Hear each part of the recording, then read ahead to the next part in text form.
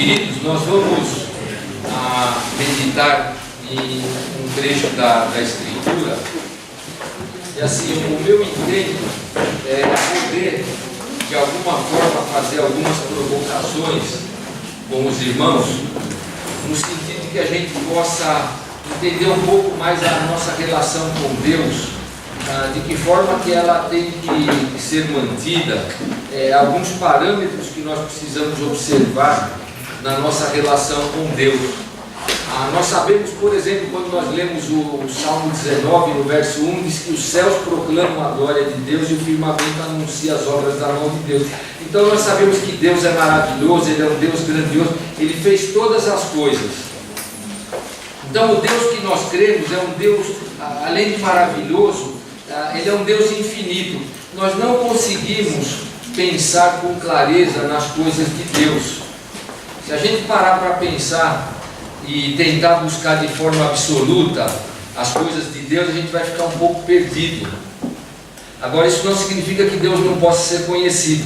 A Bíblia é a revelação da pessoa de Deus, e Ele traz então para nós muitas coisas acerca da pessoa de Deus, para que nós possamos adorar a Deus em espírito e em verdade, como deve ser, não é? Na verdade, queridos, eu gostaria que a gente pudesse, ao final dessa mensagem, ter um entendimento um pouco melhor de como deve ser a nossa postura em relação a Deus, tendo Deus como nossa prioridade.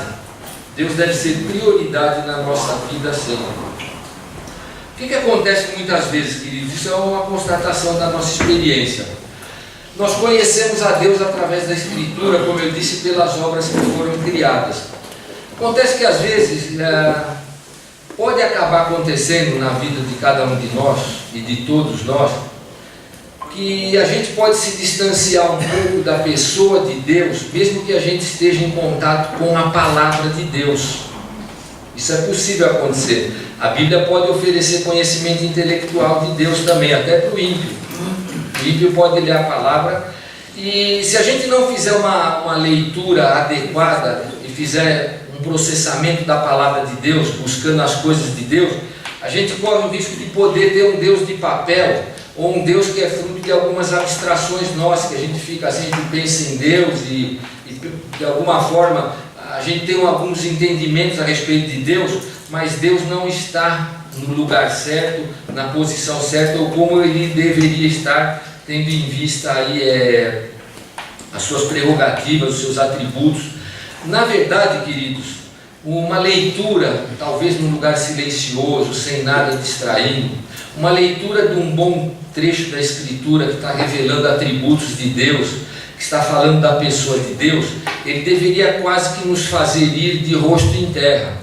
Nós não temos tido hoje com frequência visões de Deus, visões da glória de Deus, mesmo que parcial, como muitos homens na Bíblia tiveram, mas nós vemos que quando os homens tomaram contato com uma visão, mesmo que pequena, da glória de Deus, eles eram jogados com o rosto em terra, eles não podiam continuar fitando a Deus.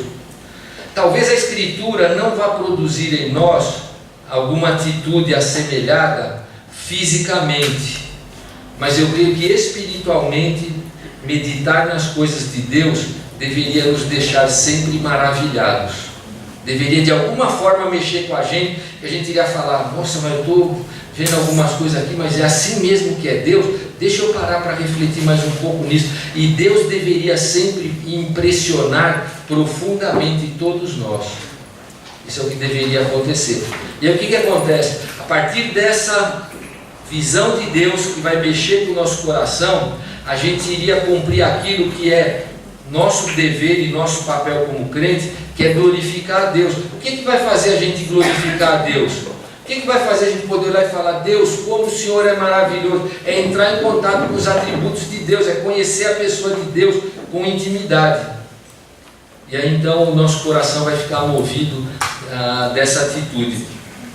Eu quero convidar você a abrir a sua Bíblia lá no primeiro livro de Reis, no capítulo 16. Primeiro livro dos Reis. Nós vamos meditar alguma coisa acerca de uma passagem da Escritura com esse enfoque que eu abordei inicialmente.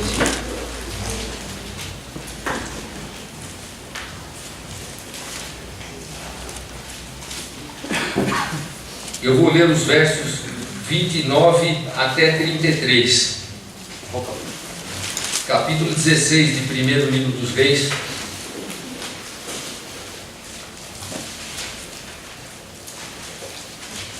Diz assim a Escritura: Acabe, filho de Omri, começou a reinar sobre Israel no ano 38º de Asa, rei de Judá. E reinou Acabe, filho de Omri, sobre Israel em Samaria 22 anos. Fez Acabe, filho de Omri, o que era mal perante o Senhor, mais do que todos os que foram antes dele.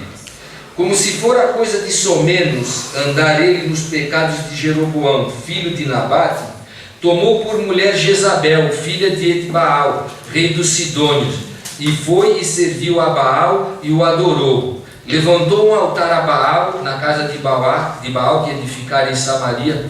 Também Acabe fez um poste ídolo, de maneira que cometeu mais abominações para irritar ao Senhor, Deus de Israel, do que todos os reis de Israel que foram antes dele. Em seus dias... Não, parar aqui no 33, tá bom. Então, veja, eu li um trecho aqui da Escritura, a história dos reis de Israel. E o que a Escritura está dizendo para nós? Que apareceu um rei chamado Acabe, que ele foi pior do que todos os seus antecessores.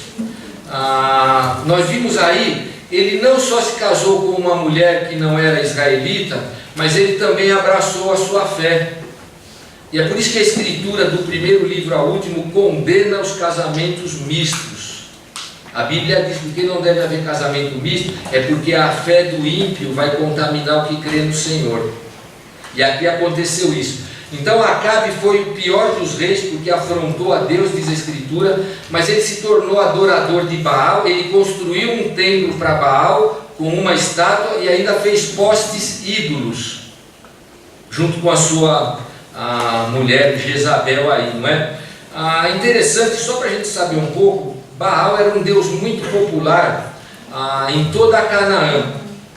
Normalmente Baal, ele tinha supostamente uma esposa, que tem alguns nomes distintos, Astarte, Astarote e outros, mas Baal era ligado principalmente à fertilidade, à terra, às plantas, às árvores, chuva, trovão, essas coisas voltadas para os chamados poderes da natureza, aí, para esse tipo de intempéries, essas coisas voltadas aí para a natureza. E supostamente a sua esposa seria também como que uma árvore que brota da terra. Tinha mais ou menos essa conotação. Mas ele era um deus muito popular, como eu disse, na região de toda a Canaã. Esse culto que foi introduzido a Baal em Israel, ele se tornou uma coisa tão poderosa, para vocês terem ideia, que ele quase aniquilou e extinguiu o culto a Javé. O culto ao Deus vivo quase foi extinto nas 10 tribos do Reino do Norte, em Israel, por conta da entrada do baalismo lá, da adoração a Baal, através de Jezabel e de Acabe. Então eles difundiram demais esse tipo de culto, eles trouxeram aí uma coisa muito forte mesmo nesse sentido aí, que contaminou. Muito bem, capítulo 17, eu vou ler os versos 1 a 7. Então Elias, aparece aqui Elias, o tesbita, dos moradores de Gileade, disse a Acabe: tão certo como vive o Senhor, Deus de Israel, perante cuja face estou, nem orvalho nem chuva haverá nestes anos, segundo a minha palavra. Veio-lhe a palavra do Senhor dizendo: retira-te daqui, vai para o lado oriental, esconde-te junto à torrente de Quiriate, fronteira do Jordão. Beberás da torrente, e ordenei aos corvos que ali mesmo te sustentem. Foi, pois, e fez segundo a palavra do Senhor. Retirou-se e habitou junto à torrente de Querite, fronteira do Jordão. Aos corvos lhe traziam pela manhã pão e carne, como também pão e carne ao anoitecer. Bebia da torrente, mas passados dias a torrente secou, porque não chovia sobre a terra. Aqui é um episódio interessante. Elias aparece. Na verdade, eu li algo interessante que o autor coloca. O aparecimento de Elias neste momento de Israel é como se fosse um holofote que tivesse sido aceso em meio a uma escuridão. Tente imaginar uma escuridão profunda, alguma coisa que não permite a gente enxergar coisa alguma, e de repente acende uma grande luz. Então, tendo em vista os dias lá de Acabe com Jezabel, o aparecimento de Elias se dá dessa forma aí. E o que Elias vai fazer aí então? Ele vai afirmar que não haveria chuva, e depois o Novo Testamento nos informa, 3 anos e meio ficou sem chover. A Bíblia aqui menciona ao redor de 3 anos, o período exato foi 3 anos e meio aí, e o Senhor pediu para que ele anunciasse essa profecia. Tem lugares aqui na frente para os queridos. Então eles anunciam que não haveria chuva, e o Senhor fala: você vai se esconder. Há algo muito interessante aqui, ligeiramente obscuro. O Senhor diz para Elias que ele seria alimentado exatamente por um animal impuro, que é um corvo. Mas de alguma forma sobrenatural, Elias foi se esconder, e nós vamos ver porquê. Ele deu a profecia e ele saiu um pouco de cena, e ele foi alimentado durante algum tempo de forma sobrenatural pelo Senhor. A comida chegava a ele, ele estava próximo de ribeiros de água, e como nós vimos, esses próprios ribeiros vão secar depois, ele é obrigado a mudar de lugar, e a história segue um pouco aqui, não é tão interessante para nós. Mas é muito interessante ver Elias falar que não vai chover. E isso mexia diretamente com Baal, porque Baal também era, segundo a crença dos que criam em Baal, o responsável pela chuva. E agora vem um profeta de um outro Deus e fala: não vai ter chuva, nós vamos fechar a torneira lá em cima, vocês vão ficar sem chuva aí. Então foi um grande desafio, e você vê que ele fala que nem orvalho e nem chuva haveria, uma seca bastante absoluta aí, como nós vemos. Vai agora, queridos, comigo no capítulo 18. Vamos continuar. Eu vou ler pausadamente alguns versos aqui, vou informando inicialmente versos 1 e 2. Muito tempo depois veio a palavra do Senhor a Elias, no 3º ano, dizendo, já estavam há 3 anos em seca aí: vai, apresenta-te a Acabe, porque darei chuva sobre a terra. Partiu, pois, Elias a apresentar-se a Acabe, e a fome era extrema em Samaria. Claro, a fome extrema porque não nascia nada, uma seca danada. E o Senhor então chama Elias e pede para ele se encontrar com o rei Acabe, avisando para ele que o Senhor iria mandar chuva lá para eles. Javé é quem iria restaurar as coisas lá. Muito bem, versos 3 a 6. Acabe chamou Obadias, o mordomo. Obadias temia muito ao Senhor, porque quando Jezabel exterminava os profetas do Senhor, Obadias tomou 100 profetas e de 50 em 50 os escondeu numa cova e sustentou com pão e água. Disse Acabe a Obadias: vai pela terra a todas as fontes de água e a todos os vales. Pode ser que achemos erva para que salvemos a vida dos cavalos e mulos e não percamos todos os animais. Repartiram entre si a terra para percorrerem. Acabe foi à parte por um caminho e Obadias foi sozinho por outro.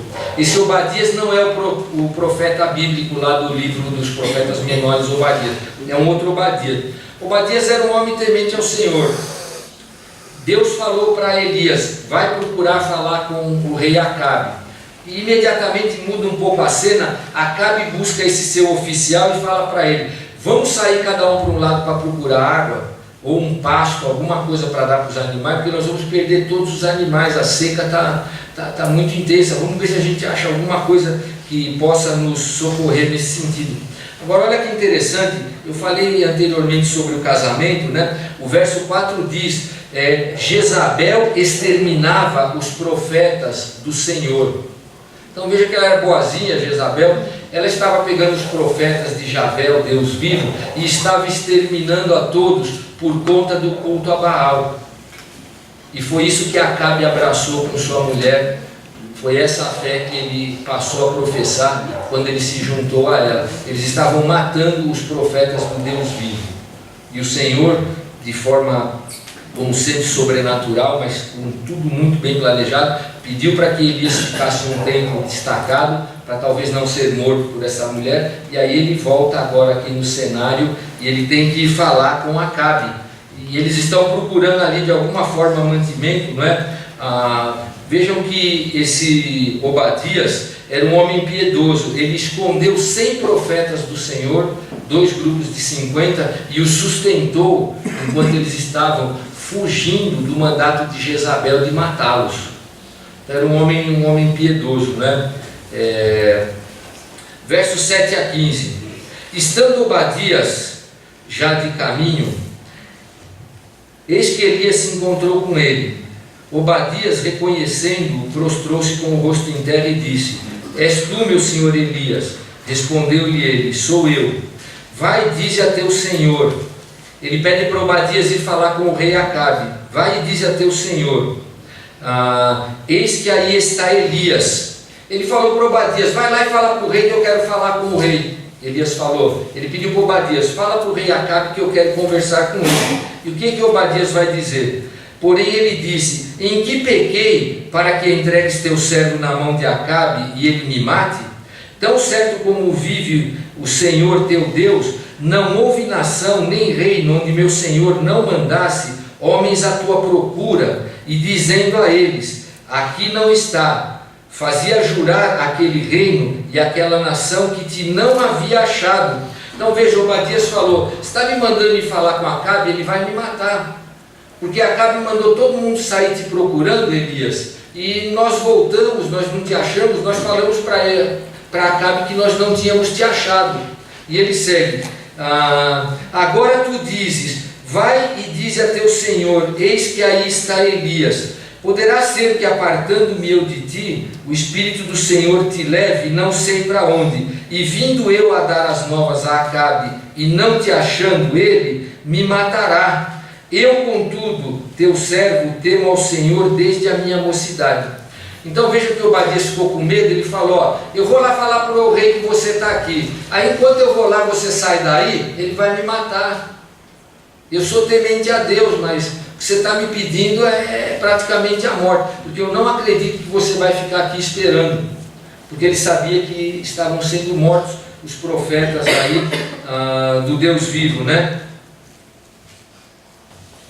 Aí versos 13 a 15: acaso não disseram a meu senhor o que fiz quando Jezabel matava os profetas do Senhor? Como escondi 100 homens dos profetas do Senhor, de 50 em 50, numas covas, e os sustentei com pão e água? E agora tu dizes: vai e dize a teu senhor, eis que aí está Elias, ele me matará.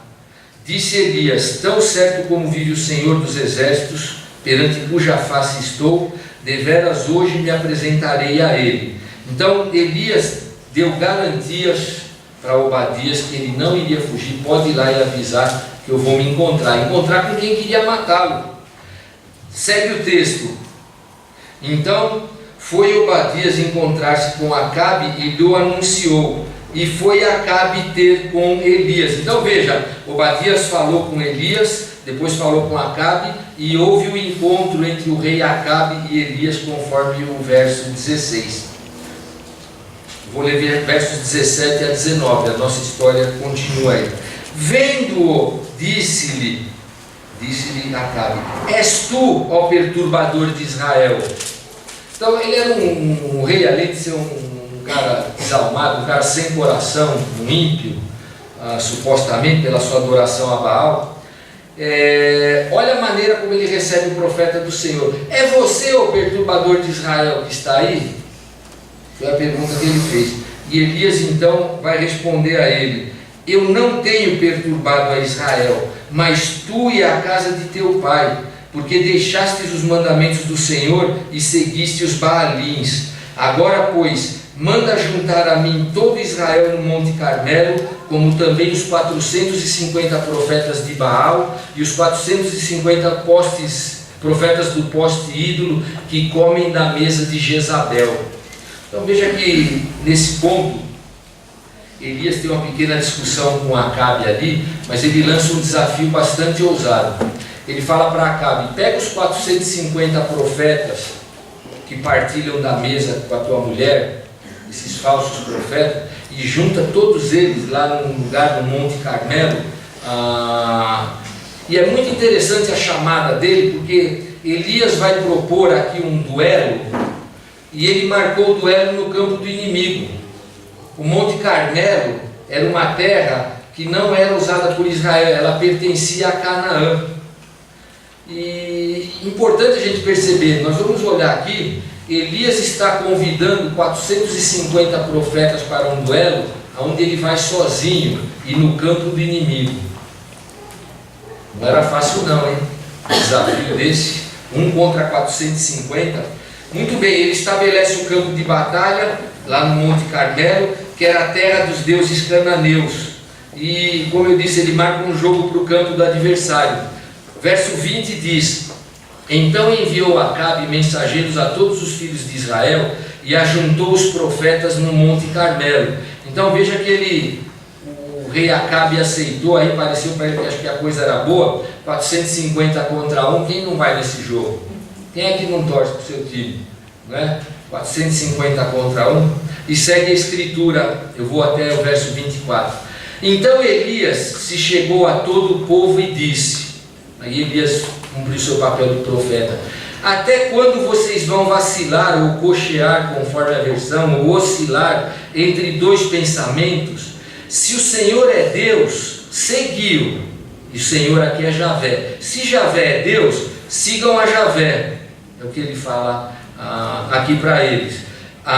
Se é Baal, segui a Baal, seguiu. Porém o povo nada lhe respondeu. Então disse Elias ao povo: só eu fiquei dos profetas do Senhor, e os profetas de Baal são 450 homens. Então veja que o trabalho de Jezabel foi um trabalho muito bem feito. Só eu fiquei, disse Elias, um profeta apenas em Israel. Lembra-se que eu falei que o baalismo era terrível? Ele estava varrendo Israel. Um profeta de Javé estava lá, sustentando a palavra do Senhor naqueles dias lá. Muito bem, aí ele continua. Então disse Elias ao povo: só eu fiquei, como eu li aí, e eles são 450, verso 23. Deem-se-nos, pois, 2 novilhos, escolham eles para si um dos novilhos, e dividindo em pedaços o ponham sobre a lenha, porém não lhe metam fogo. Eu prepararei o outro novilho e o porei sobre a lenha, e não lhe meterei fogo. Então veja, ele estipula aqui as regras do duelo, como ia acontecer. Vocês chamem os seus 450 profetas, eu estarei sozinho. Cada um de nós vai abater um novilho e colocar sobre um local para o holocausto. Mas nós não vamos queimar este holocausto. Nós não vamos inicialmente acender e queimar. Verso 24. Então invocai o nome do vosso Deus, e eu invocarei o nome do Senhor. E há de ser que o Deus que responder por fogo, esse é que é Deus. E todo o povo respondeu e disse: é boa esta palavra. 450 contra 1, palavra boa. Eles já tinham escolhido um lado, e eles então ficaram surpresos com isso e falaram: puxa, vamos lá, a gente vai levar os seus representantes, eu vou lá, cada um vai pôr o animalzinho, e nós vamos ver como é que nós vamos fazer este sacrifício, essa oferta, e vamos ver qual Deus vai responder. Aquele que mandar fogo e queimar e consumir o holocausto é o Deus verdadeiro, e nós vamos então poder ver como estas coisas vão se dar aí entre nós. Verso 25, eu vou ler até o 29. Disse Elias aos profetas de Baal: escolhei para vós outros um dos novilhos, e preparai-o primeiro, porque sois muitos, e invocai o nome de vosso Deus, e não lhe metais fogo. Tomaram o novilho que lhes fora dado, prepararam-no e invocaram o nome de Baal, desde a manhã até o meio-dia, dizendo: Baal, responde-nos. Porém não havia uma voz que respondesse, e manguejando se movimentavam ao redor do altar que tinham feito. Ao meio-dia Elias zombava deles, dizendo: clamai em altas vozes, porque ele é Deus. Pode ser que esteja meditando ou atendendo a necessidades. Se você tem a nova tradução da linguagem de hoje, aqui atendendo a necessidades está escrito: pode ser que ele foi ao banheiro. É uma tradução possível também. Ou de viagem, ou pode estar a dormir e despertará. Eles clamavam em altas vozes e se retalhavam com facas e com lancetas, segundo o seu costume, até derramarem sangue.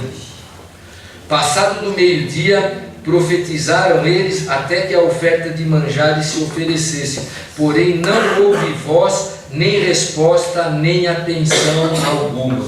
Então vejam, queridos, a intrepidez deste homem de Deus, que ele propõe um desafio desse, e não só isso, mas a forma como ele ironiza a resposta que não vem.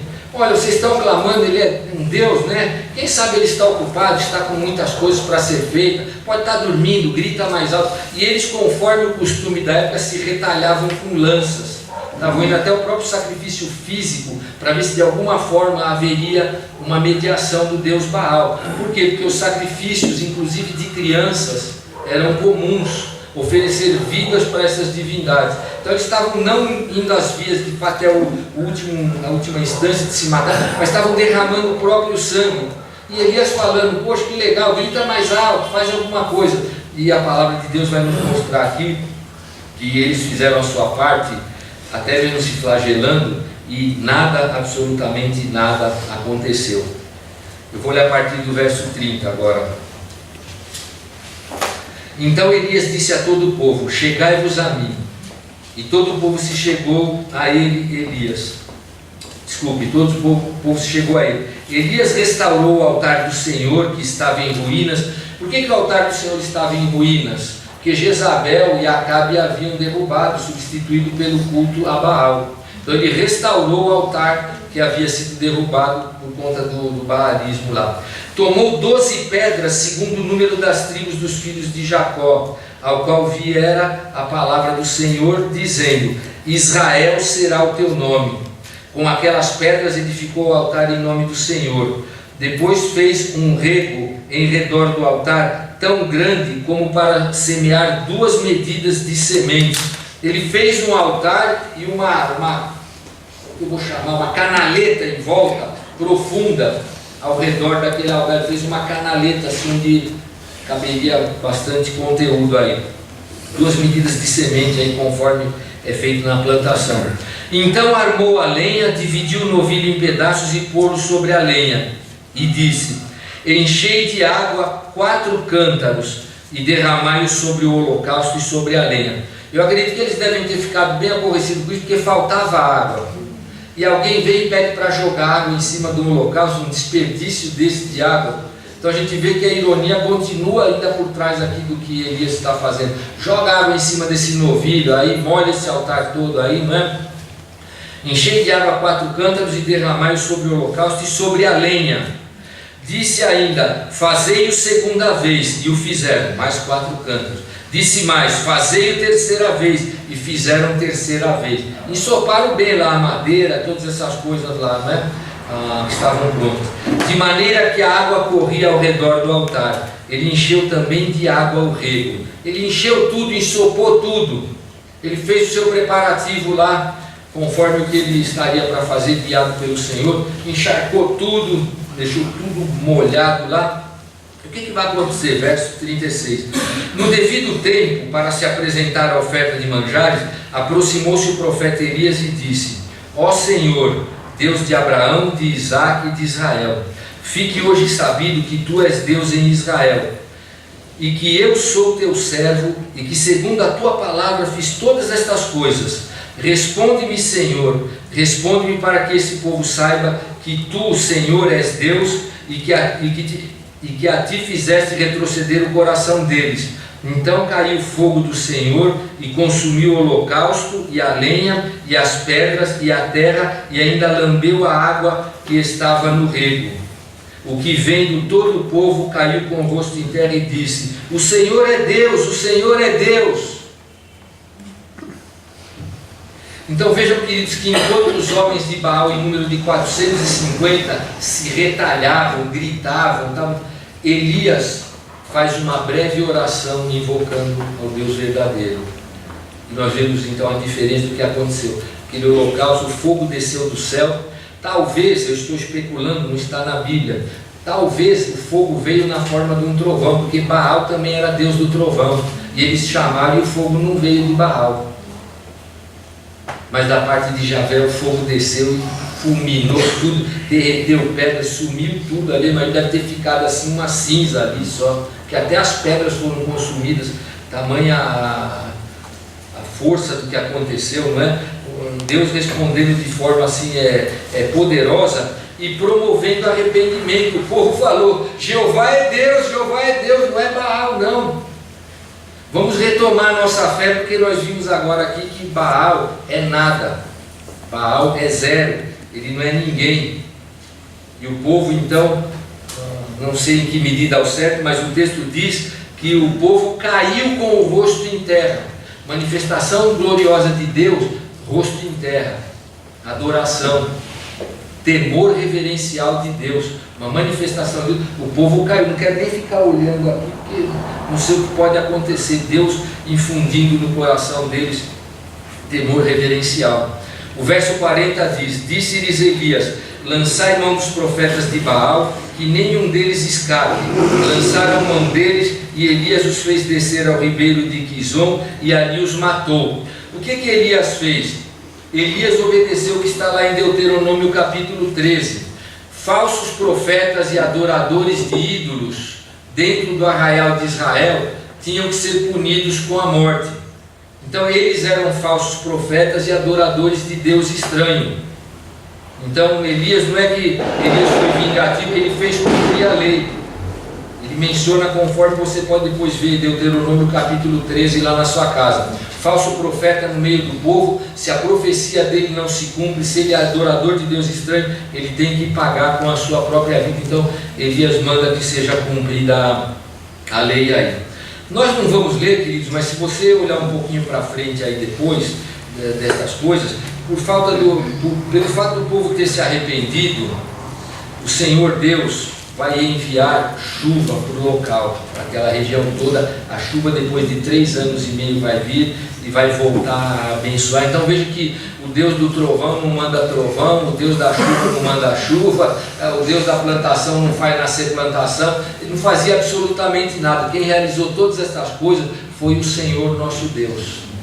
Ele fez todas estas coisas lá para mostrar essa lição. É uma grande demonstração da grandeza e do poder de Javé, né?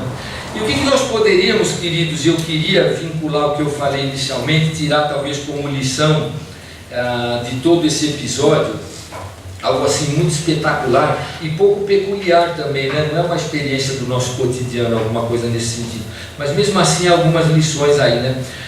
A primeira delas é talvez a gente pensar que esta porção ela não nos indica e nem nos incentiva a desafiar os descrentes ou os idólatras, pelo menos não de forma tão assintosa. Então ninguém deve pegar hoje um texto como esse e, conhecendo algum descrente, alguém que tem uma devoção por falsos deuses, chamá-los à provocação por conta da sua fé. Pode ser que a gente precise, num confronto, ter que dialogar de forma um pouco mais dura com alguém, mas esse texto não incentiva, e eu vejo às vezes que alguns incentivam, não, tem que ir para cima, afronta o cara. O cara tem uma fé, fala que é idólatra, isso aí é estátua de gelo. O texto não está nos encorajando a isso, ele está mencionando um episódio na vida de Elias, ele não está nos ordenando nem incentivando, né? Pode ser que a gente, como eu falei, possa vivenciar alguma coisa assim excepcional, ou até parecida com o que está aqui, mas ainda assim nós devemos estar com muita convicção sobre o que fazer. Também, queridos, esse texto nos ensina que nós devemos ter uma fé convicta e decidida no nosso Deus, para nós não vacilarmos contra as investidas do inimigo. E nós vimos que Elias faz a pergunta: até quando vocês vão cochear entre 2 pensamentos? Por que vocês estão com uma fé vacilante? Não há convicção? Não há firmeza na vossa fé? É o que Elias perguntou para eles. Então, queridos, hoje os apelos do inimigo não são assemelhados aos que Acabe e Jezabel impuseram no povo, mas nós sabemos que nós lidamos, talvez no nosso próprio meio, com sistemas de fé deficientes, doutrinas erradas. Nós estamos lidando com expansão muçulmana e outras por aí, e é uma forma da gente ver a nossa fé e o nosso Deus em oposição a outros sistemas de fé. O que a gente tem que usar como postura frente a isso? Uma fé convicta e segura. E essa fé convicta e segura só vem mediante estudo da Escritura, meditação na palavra. Quem não se alimenta da palavra tem uma fé vacilante. E quando confrontado muitas vezes com alguém de uma outra fé, olha, nossa, o cara falou uma coisa, eu fiquei em dúvida, eu não sabia o que pensar. A resposta está na Escritura para um dilema desse tipo. E nós devemos preferivelmente saber antes. Então uma fé que é decidida, é convincente, calcada na palavra, ela vai nos colocar em posição de vantagem contra ideologias, contra modismos, contra argumentos, contra posturas da sociedade. Tudo que se levantar contra a nossa forma de fé e culto, como aconteceu quando Baal se levanta contra Javé, nós vamos poder fazer frente usando a Escritura através de uma fé convicta. Fé superficial, fé barata, fé rasteira, fé de quem não busca as profundezas das coisas de Deus na Escritura, ela vacila na hora da prova. E Elias chama os 450, vamos lá para o monte, nós vamos ver o que vai acontecer. Fé convicta, convicção do que Deus tinha para ele.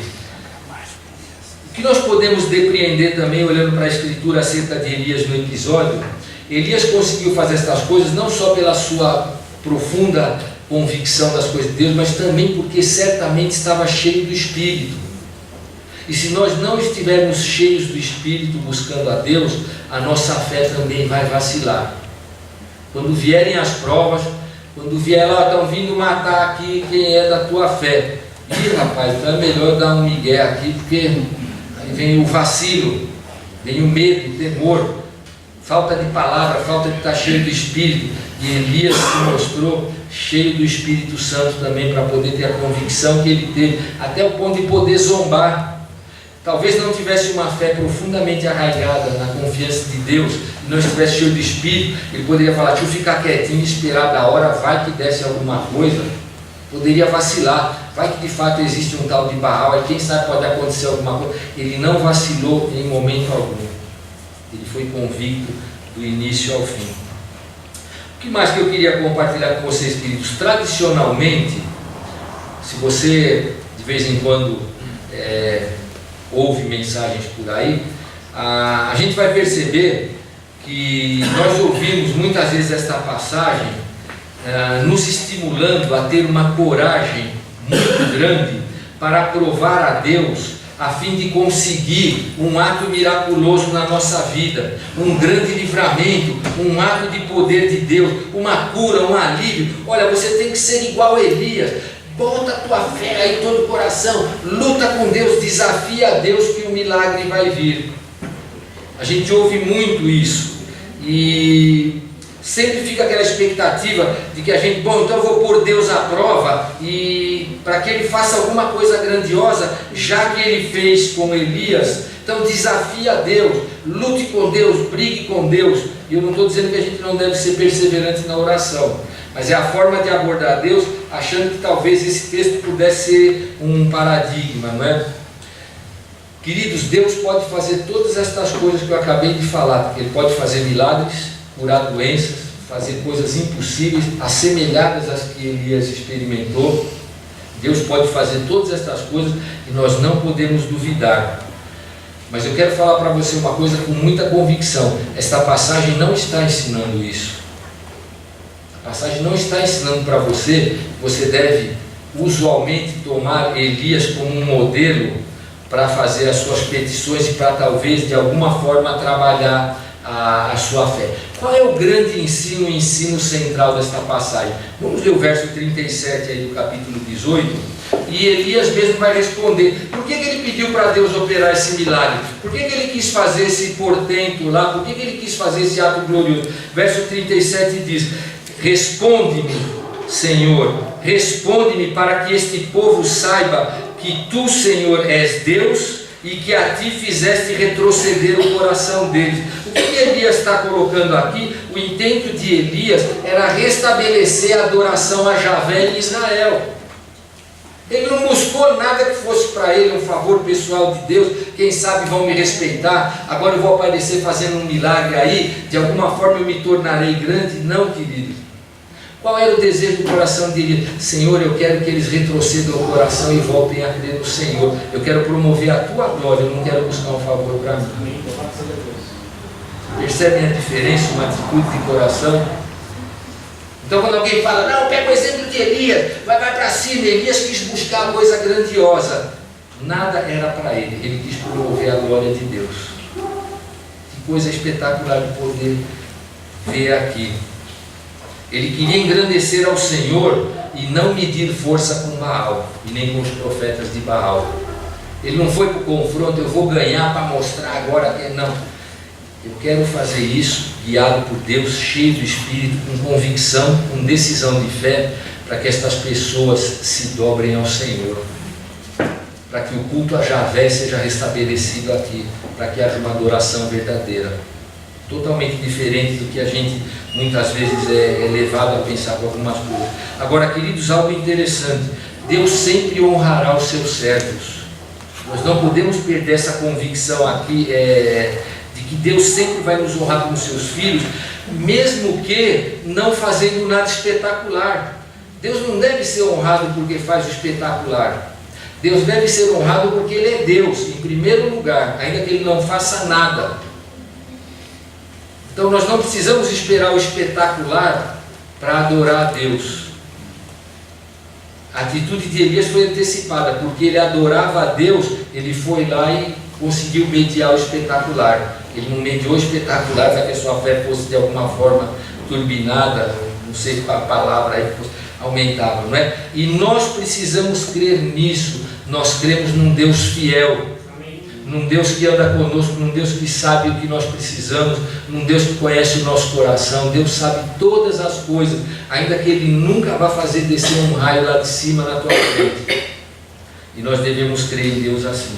Então é fundamental para nós que cremos, queridos, no único Deus, no Deus vivo, no Deus verdadeiro, que Ele seja honrado em nossas vidas, através das nossas atitudes, e que nós nunca esqueçamos que as nossas ações devem apontar para Deus, como Elias fez. A nossa vida em Jesus, ela tem que ser vivida dessa perspectiva. Eu estou vivendo aqui para glorificar o Senhor Deus, para apontar para Deus.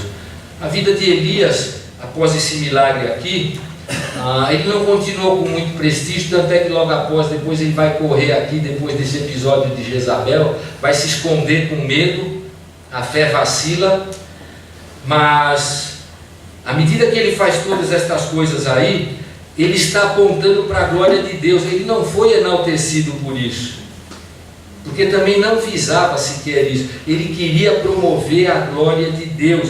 Ele queria levar as pessoas até aquela atitude, como eles tiveram naquele momento, de ver alguma coisa grandiosa de Deus e cair com o rosto em terra. E o que nós estamos vendo então, queridos, em alguns lugares aí, a gente lembra até das palavras de Jesus, né? O que Jesus falou? Que nós devemos buscar em primeiro lugar o quê? O reino de Deus e a sua justiça.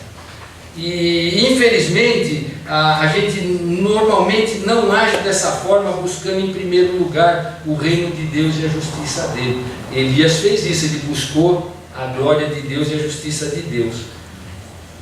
Então nesse sentido nós precisamos, queridos, isso é um exercício espiritual, e eu preciso fazer, vocês também. Todos os dias nós temos que ser lembrados de alguma forma, com um bilhetinho na geladeira, de algum jeito, que o motivo primeiro da nossa adoração é o Senhor, mesmo antes de nós mesmos e das nossas necessidades. Então você lembra do primeiro mandamento que está lá no Decálogo? O que o Senhor escreveu na pedra para Moisés? Amar a Deus antes de você mesmo e dos outros, e da nossa necessidade, e da nossa saúde, e de filho, e de neto, e de casa, e o que você quiser colocar aí. Deus antes. Deus antes. E Elias fez isso. Senhor, eu não quero buscar nada para mim, eu só quero que o Senhor faça o coração deles retroceder, que o Senhor seja glorificado aqui. Ele vai promover a glória de Deus. Que coisa assim, sensacional essa, poder ver um coração voltado para Deus dessa forma. Agora, num certo sentido, queridos, eu estou falando essas coisas porque eu tenho assim uma percepção, e pode ser que é um engano meu, aí se for você não tem problema, mas eu tenho assim, parece que uma percepção que à medida que o tempo passa, o mundo está tão secularizado que a gente está perdendo a capacidade de ser impressionado por Deus.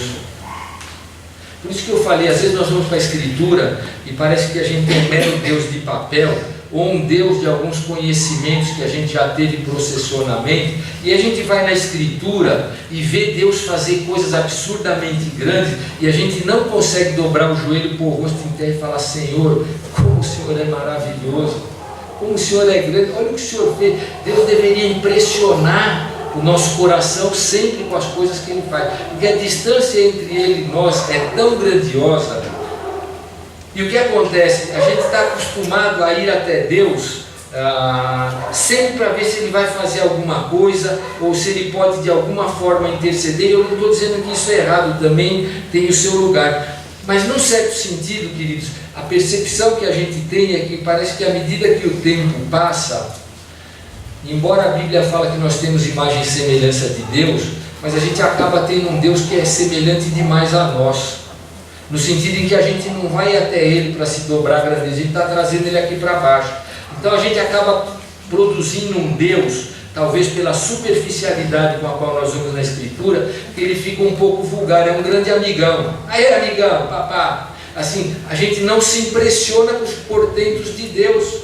A gente lê alguma coisa como essa que eu acabei de ler, e na hora assim me deu uma sensação tão ruim, vontade de chorar, e falar: poxa, eu creio num Deus tão grandioso que fez tudo isso, mas parece que no dia a dia Ele nem é tão grande assim. A gente faz aquelas orações do dia a dia, vai, e quando é que Deus tem impressionado o nosso coração para fazer da vontade de cair com o rosto em terra? E quantos ensinos nós poderíamos tirar da Escritura que tem um cunho como esse, que deveriam talvez pegar primeiro livro da Bíblia, Gênesis: no princípio criou Deus os céus e a terra. Gênesis 1. Para pensar nisso, olha ao redor, queridos, tem que impressionar o coração da gente. Senão o que virou ali? Uma frase escrita, o Deus de papel. Eu li ali, aquilo interagiu comigo de forma tão mecânica. Queridos, pensa nisso: no princípio Deus criou o céu e a terra. Tudo que existe, milhões de galáxias, trilhões, quadrilhões de estrelas, coisas absurdamente grandes. Pense nas plantas, olha para o mar. Deus criou tudo. Isso aí tem que jogar a gente com o rosto em terra. Se Deus não impressionar o nosso coração dessa forma, que tipo de relação que nós temos com um igual? Agora, como eu falei, a palavra é que constrói essas convicções. E Elias exaltou a Deus, revitalizando a fé em Israel. E não fosse por algumas eventualidades em outras regiões, após Elias o culto a Baal teria sido aniquilado de Israel. Ele volta depois em alguns outros contextos, mas nos dias de Elias praticamente foi extinto o culto a Baal. Foi extinto o culto a Baal. A fé a Javé estava sendo extinta, e ele faz uma reviravolta então com um ato maravilhoso como ele fez. O intento de Elias era restabelecer a adoração a Javé.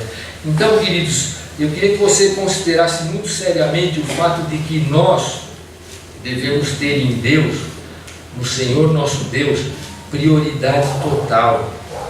Nós precisamos ser impactados por Deus. Nós precisamos de alguma forma acordar Deus na Escritura, fazer uma leitura e uma meditação que mexa com o nosso coração. Senão é um Deus meio coisificado, Ele ficou assim meio pequeno. Eu trouxe Ele aqui para a minha realidade, acabou a oração, eu vou cuidar dos meus afazeres. O que Ele produziu em mim de encantamento? Nada. Queridos, um Deus que não traz encantamento não serve. Um Deus que faz isso aí deve falar: puxa, olha o Deus que eu sirvo, de fato Ele sabe todas as coisas, Ele conhece o meu coração, Ele pode interceder por mim, mas não porque em primeiro lugar eu preciso destas coisas, mas porque Deus impressiona o meu coração, porque Deus fala de forma maravilhosa ao meu coração. Nesse sentido, é imperativo que nós tenhamos uma fé inabalável no Senhor, e nunca, em hipótese alguma, nós vamos encontrar Deus falhando conosco. Nós podemos não ter a percepção da atuação de Deus. Deus nunca nos deixará na mão. Deus nunca vai abandonar a gente. A gente tem que ir para Deus com essa convicção de adorar Deus e promover a glória dele. As demais coisas vão ser acrescentadas conforme o sábio conselho de Deus. Em primeiro lugar, Deus, a pessoa do nosso Deus. Deus é maravilhoso, ele tem que ser honrado desta forma. Assim deve ser a nossa relação para com ele. Então, queridos, que Deus possa nos dar cada vez mais um coração adorador e cheio de fé. Isso é saudável para a nossa fé. Isso é maravilhoso, isso é o sustentáculo da nossa fé, poder desenvolver uma relação amorosa com Deus, de confiança, nessa profundidade, poder ir até o Senhor e gastar todo dia um tempinho para poder ser provocado no coração por Deus a respeito das grandezas dele. Pensar desta forma nas obras de Deus, nas coisas que ele realiza, e a gente vai priorizar a Deus, mesmo sabendo que no dia a dia nós vamos encontrar um monte de Acabe, um monte de Jezabel e um monte de Baal. Está cheio por aí de Jezabéis, de Baais, nem sei se os plurais são esses, né? De Acabes. A oposição vai vir, vão se levantar falsos deuses, falsos poderes, dominadores, perseguição, opressão. E a gente deve falar: Senhor, eu quero glorificar o Senhor, eu quero fazer o Senhor conhecido, a Tua palavra maravilha o meu coração. Eu quero ir lá, não afrontar aquelas pessoas, mas eu quero fazer com que eles possam conhecer o Deus verdadeiro e se dobrar a Ele um dia também. Com todas as coisas que possam estar acontecendo. Ainda que você se sinta sozinho contra 450, nós vamos adorar o nosso Deus. Ele é grandioso, Ele é maravilhoso. Queridos, esse Deus está no teu coração se você já entregou tua vida a Jesus. É o Deus que socorreu, que fez todas estas coisas com Elias lá no Monte Carmelo. É com esse Deus que nós devemos caminhar. Eu lembro de Jesus, João capítulo 17, na oração sacerdotal, Jesus cita a seguinte frase no meio da oração, falando a Deus Pai: eu te glorifiquei na terra, consumando a obra que tu me confiaste a fazer. Jesus dizendo: eu te glorifiquei. O próprio Cristo, nós devemos glorificar a Deus, deixar Ele impressionar o nosso coração, deixar Ele falar alto, e a gente poder falar: puxa Deus, obrigado, é verdade, o Senhor é fiel, o Senhor é Deus de todas estas coisas. Ele vai impressionar e falar o nosso coração. Todos aqueles que foram separados por Jesus e se tornaram povo dele, mediante a conversão, devem promover a glória de Deus e deixar que Deus impressione o seu coração. Vamos orar por isso. Pai, muito obrigado pela Tua palavra e um exemplo tão maravilhoso como o de Elias no episódio de Acabe e Jezabel. Nós temos experimentado, ó Deus, da Tua mão, talvez não coisas tão espetaculares como essa, mas nós sabemos que o Senhor é presente em nossas vidas. E o que nós queremos pedir a Ti, ó Deus, é que o Senhor reforce e renove sempre a nossa fé, a nossa esperança no Senhor, a nossa confiança. E na medida em que nós, ó Deus, temos uma fé fortalecida, firmada na palavra, para poder enfrentar as oposições deste mundo, nós também queremos, ó Pai, ser impressionados pela Tua pessoa santíssima. Nós não queremos, ó Pai, servir um Deus do qual nós conhecemos leituras num livro escrito, mas nós queremos ser impressionados por um Deus vivo que brota das páginas de uma palavra viva. Então, ó Deus, trabalha estas coisas no meu coração, também no dos meus irmãos, nós possamos ser abençoados a cada dia, renovados, nós possamos restaurar a nossa fé, confiando sempre que o Senhor é Deus Todo-Poderoso, o Senhor é um Deus maravilhoso. Abençoa as nossas vidas, Pai, cuida de nós. Com muita alegria nós podemos dizer: Tu és o nosso Deus e nós queremos glorificar o Teu nome. E nós oramos por todas estas coisas em nome de Jesus. Amém. Amém. Que Deus nos abençoe.